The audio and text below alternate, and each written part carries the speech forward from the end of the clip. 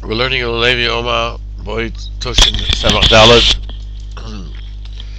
The Rebbe Zt, UliLevi Omar said, "Ki ani echbati es liba ves leib avodov." Hakadosh Baruch Hu says, "I have hardened the heart of Paro and his servants." The commentaries of the Torah will ask, and why should Paro be punished if Hakadosh Baruch Hu hardened his heart? It wasn't his decision. Choice was taken from him. There are those who explain that since Paro sold the Nisim, that in order to be able to have choice, he had to be able to do good and on his own.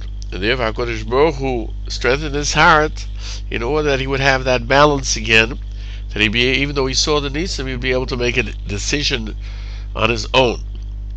The Rebbe Zt says he thought to say that the idea of hardening the hearts was that Klal Yisrael should know that there's a choice. There was always a choice. They could show them this even before they became a nation. They received Torah. A person has to understand that any situation that he's in, everything that happens to him, there's always choice. He shouldn't give up on that. He say, "I can't do it. It's lost." Even when there's a difficulty of hardening of the heart, a person can choose. And he has to stand naked in the face of all tests. Therefore, it says there are times when HaKadosh Baruch Hu strengthened the heart of Paro to make it easier for this. That you should know that even when his heart is hardened against doing something good, HaKadosh Baruch Hu can help him stand against that. And then other difficulties, because you should know there's no situation where a person doesn't have choice.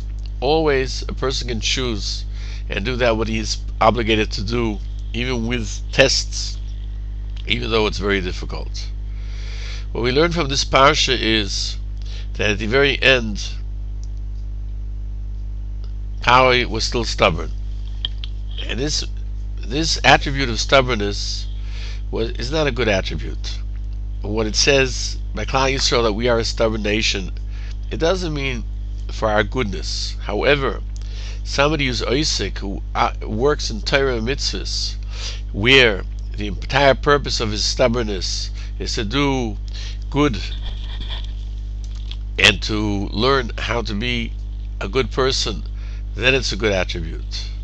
The Rebbe Zt said, I mentioned often that a Baal Tshuva told me that she repented because her grandfather told her before he died she should remember him, and she should remember he's Jewish. She should remember Shabbos. And because of what her grandfather told him, she began to light candles Shabbos Kodesh before Shabbos. And her father, who was not religious, he would every week put them out. And she said that she became a Baal Tshuva because of her grandfather, because of her father. So I asked her, what's the connection? How is it a connection? Because of her father, I understand that she became a Baal Tshuva, that she repented, because he told her she should remember she's Jewish, and she should remember him, remember Shabbos, and that influenced her. But her father's actions, he put out the lights on Shabbos Kodesh, why did that cause her to become a Shomeres Torah mitzvahs? And she answered, when she saw that her father could be so stubborn, then she understood that she could be stubborn as well. This is the limud that a person has to learn from Paro, that if he could be in action, we too, we can withstand, just not give in to anything.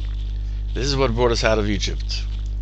Certainly we have to be stubborn to keep Torah, to do mitzvahs, to do good deeds that HaKadosh Baruch Hu gave us, and with that we'll be zeicher to bring up generations who will understand Torah and Yiddishkeit, and we will merit the coming of Mashiach Tzidkenu B'Meir of Yameinu. Amen.